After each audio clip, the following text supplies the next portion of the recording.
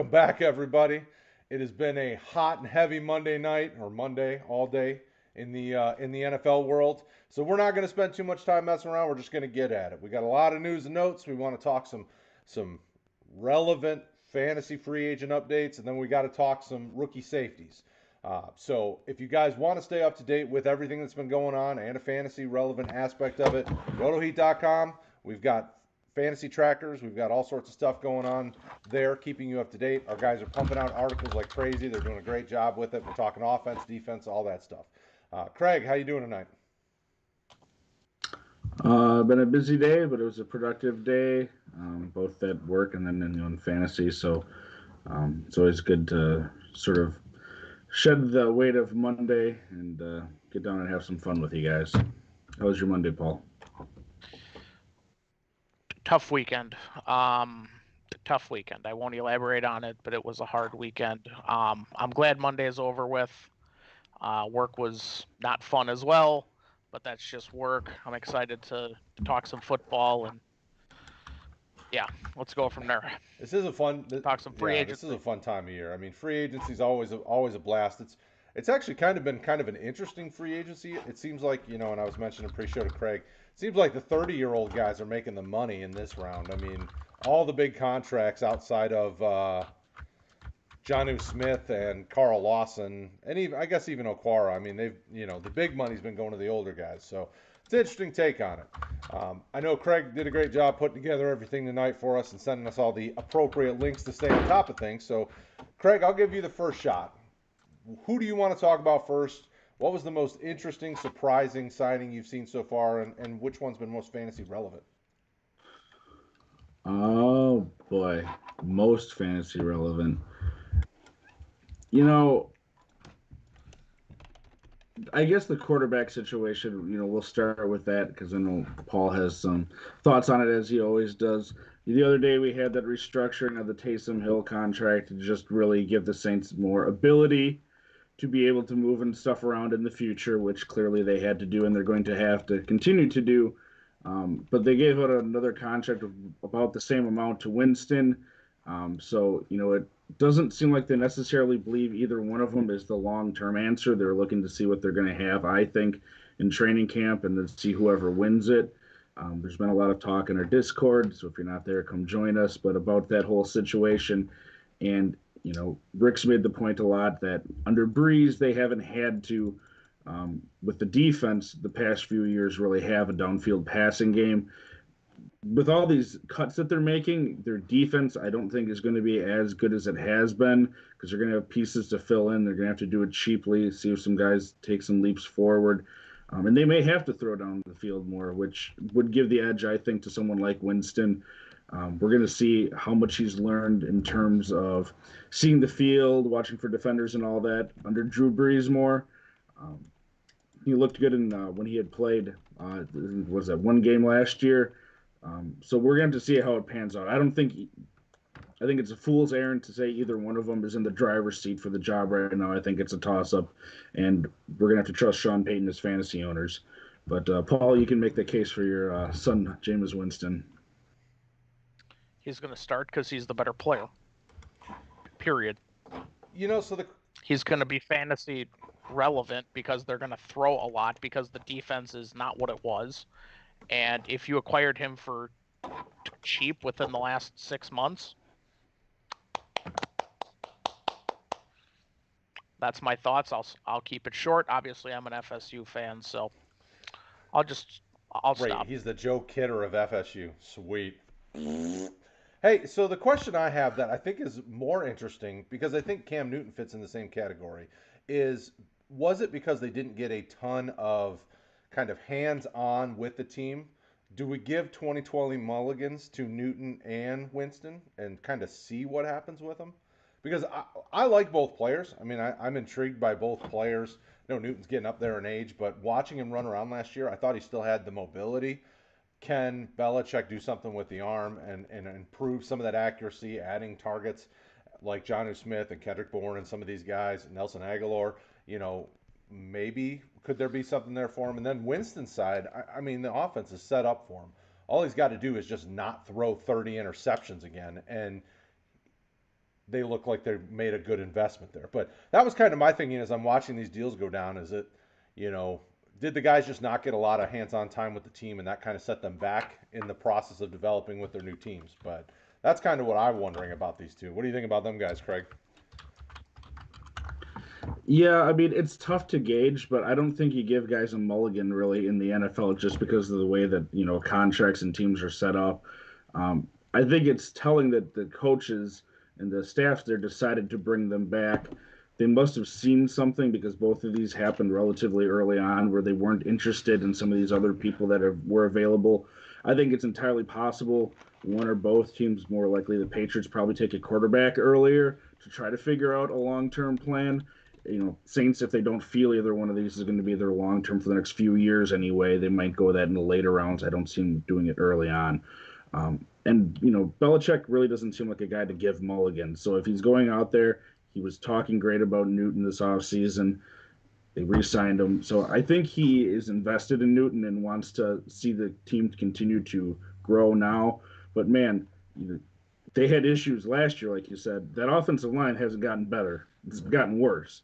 And for a Newton that, he can take some hits and move around, like you said, but he isn't Newton from 6 years ago even. He's got issues compared to what he was. So they're getting a lot of these, like you said, kind of smaller guys. They got a big tight end that can gobble up targets for him. You're probably looking at still more of a running base and then those shorter, quicker throws. Is Newton going to be able to fit into that? We'll have to tell. But, I mean, I'm not going to bet against Belichick, so to speak, but I'm not, all in on it either. Yeah. I think that Newton's basically a 1 year after they draft someone, and then they let him go after that. I think that New Orleans, let's be frank about it, if it does work out, wouldn't be the first instance in which Peyton has selected a former high selection who kind of failed out with his first organization and successfully turned it into something more. Heck, it's not even the second. Bridgewater worked out after he had a year to kind of mentally process it. This would be 3 for 3 if he hits on Winston. It wouldn't be 1 for 1 this would be 3 for 3.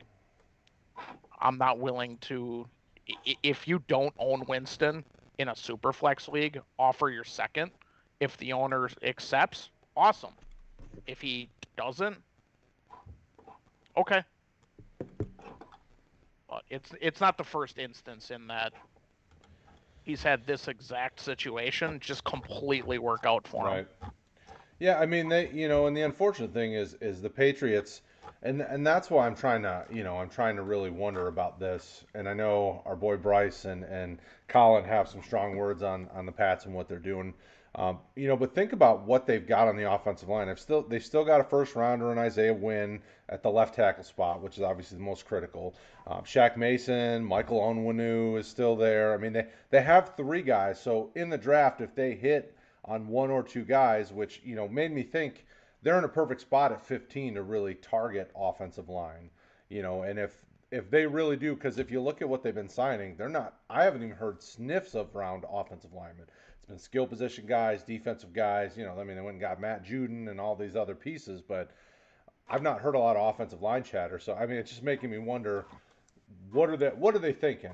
Are they really thinking about targeting offensive line early in the draft and and going from there? I mean, obviously we still see Jarrett Stidham's hiding in the wings somewhere if they think he could develop into something. Yeah, I'm not saying they think I think he will. I'm saying that what are they doing? I mean, they've just let 2 of their best pieces kind of just disappear, and Joe Tooney and some of these other guys that are free agents, and it's like, I really don't know. I mean, I don't get it.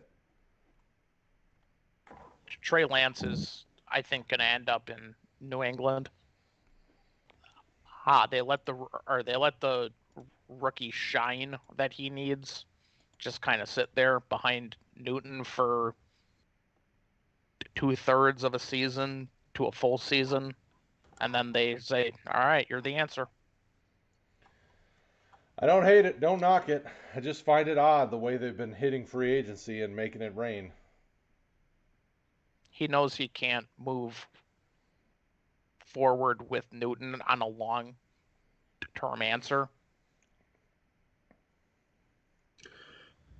Well, anyway, if we want to stick in that division, the Jets made some moves too, actual defensive moves. I'm sorry, we were talking about New England. We didn't really go over everything in New England, but They made a lot of moving moves. to they made a lot of moves. I mean, and a lot of them on defense. Those are the less heralded ones. But Juden got a big deal. Henry Anderson, Davin, was it Godchow? He signed. I mean, those are both 2-year deals for linemen. So Jalen Mills will be interesting to see because he was actually highly graded last year, which is interesting if you look at the rest of his career. And he played all over, but he was more safety last year. And Belichick loves those interchangeable guys. So where he plays and how will be interesting. None of them outside of Judon are probably overly fantasy relevant for us. No. And then, like you mentioned, the wide receivers and Jonnu Smith, and Jonnu's probably the most relevant one out of all of them. Right. It was interesting. I mean, he spent just a ton of money between like 11 to 3 o'clock on some really mediocre talent. It makes me wonder if he was having lunch at the Cheetah Club. He could be. The Belichick doesn't seem like that kind of guy. More into having his dogs work with him than the cats. But only this guy. I had mentioned the Jets, though. I mean, Jared Davis, 1 year, Brad. I know you have some thoughts on that for about $7 million. Carl Lawson, 3 for $45, and of course Corey Davis signing there as a wide receiver. But how did you feel about the defensive ones? Since this was our IDP show here, mainly, Brad. Yeah, I mean, so the thinking, a lot of folks believe that Jared Davis just didn't get proper coaching in his entire time with Detroit. Multiple coaching staffs, position coaches. I mean, I don't know necessarily that I agree with it. I thought coming in that he showed a little bit of promise. But, his issue, like we've talked about in countless shows in the past, is he's got all the athletic upside. He doesn't slow down. Like, they need to work on the mental side of the game for him. Get him to slow down, get him to focus, get him to, he can tackle when he's not overrunning the play or bouncing off a guy because he's going 400 miles an hour. I mean, if anyone can do it, Robert Saleh can. I mean, he seems to be a defensive mastermind, whatever those are these days. The last guy that came to Detroit was supposed to be a defensive mastermind too, and see how that worked out. So he's got a chance. I mean, the Jets are in the middle of trying to turn things around, and he'll have C.J. Mosley back to help show him how things work. So, when you have veteran leadership that is good, this was probably the best opportunity he's going to get. Think about any other team that you'd heard mentioned with him. This is probably the best spot he could have landed, at least for his value. I still don't know that I trust his fantasy value. I'm letting somebody else jump on that bomb. But for basically $7 million in 1 year, if he does work out, they can re-sign him, and they found their guy. But I'm not sold on him. I love the athleticism. The rest of it, What about you, Paul? He'd be someone I'd be interested in for the price of free, because he is free right now. He's got the athletic upside. Hopefully Mosley helps him, and the Jets are going to be on the field a lot. I know the Corey Davis thing helps, but they're going to be selecting in the top 10 next year again, so they're going to be on the field a lot. For free, I would love him in redraft or Dynasty maybe, but if he's anything higher than free, no thanks. I only see Davis really mattering because they were talk of, teams are calling and they're listening about Mosley for offers. Hewitt's a free agent. You haven't really heard. We saw what else they tried, that, smorgasbord of linebackers this year. So clearly they need someone. And if it's a 1 year flyer for the team, and he ends up being a starter, like Paul said, if he's free for you or if he's already on your team, he's worth holding on to see if he at least produces fantasy relevance for a year more so than he had. Because especially if Mosley goes and they don't do anything else crazy, I mean, he's going to be sort of the guy right there for them, it seems, at the moment. Yeah. The other interesting one that I saw, and obviously every one of these teams overspent, but the one that didn't overspend for? John Johnson for Cleveland. I found it very interesting that the Rams went out clearly overspent for Floyd, and then watched like a top 5 safety in the league just go sign with Cleveland for half the money. Like, huh? What are you thinking? Well, I think that's what they already have invested at the position is what they're looking at. I mean, they have it's not a lot of money, but they have a guy that they clearly feel can start when they need to with Taylor Ropp, and then they have Fuller who played well last year. You know how they're going to use the two of them. When you look at the Floyd signing, I agree it just doesn't make sense to me either because they've been able to plug in guys at that position. Like they had Fowler there, and he was fine for the year when he was doing it for them. So I maybe Floyd has figured it out with him when he couldn't really in Chicago. I know health was an issue for him too. The guy's got all the talents in the world, like we say a lot about these high picks, but didn't put it together. And I didn't see anything special or him putting it together this past year with them. But clearly they feel that they found something where they're throwing that much money at him. Man, John Johnson and Ronnie Harrison were two of my favorite safeties coming into last year. Two guys that I really tried to target a bunch if I didn't already have them. And now they're on the same team together. Like, I think Cleveland could very well have the most underappreciated secondary in the league. I mean, when you think about their corners and now their safeties, no matter what you thought about Grant Delpit, now they're they've got 3 solid safeties if they're all healthy. I mean, this is a defense that they really are trying. They see what they need to do to get over the hump, and they went after it. And I think Cleveland made a smart move, and that's all they did. I mean, they let a few guys walk, but otherwise that's it. So smart move on Cleveland's part. I think that's a huge gift for them. And the Rams continue to do what the Rams do, which is spend money like they're just printing their own. That wouldn't be the only spot in the country where that's happening. Unfortunately, these days. Well, and I mean, they don't have any dead cap with Harrison if they decide to get rid of him. So, they're in a position where he's sort of like a freebie for this year. And that's the only year they have left of him. And, we've seen teams like Cincinnati have 3 starting caliber safeties just to see how things pan out and go from there. So it's not unheard of. And with the league moving to all these more passing situations and everything, it doesn't surprise me really that they went out. Fantasy-wise, it'll be interesting to see it play out, though. I mean, it's a smart move. You have to be able to deploy multiple safeties, and by multiple, I mean 2+ safeties anymore, with as much nickel and packages you're on the field. So smart move. I like it. I like it a lot. Perfect segue to actual rookie safeties, which is what we're supposed to be talking about tonight. There are plenty of other things that happened in fantasy, free agency, relevance news. RotoHeat.com. The guys are pumping out articles over there. So we're gonna get to some rookies. We're gonna talk some rookie safeties. The more and more I watch this, the more and more the class I think has some nice options.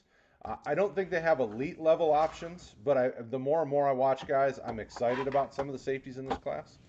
So we're going to kind of hit some of the top, probably the top 5 to 7, I would guess. Hopefully maybe 10 if we get lucky, and see what you guys think about them. We're going to have the conversation. If you have questions over in the chat, I've been seeing y'all chitter chatter, and feel free to shoot questions along. We will answer them.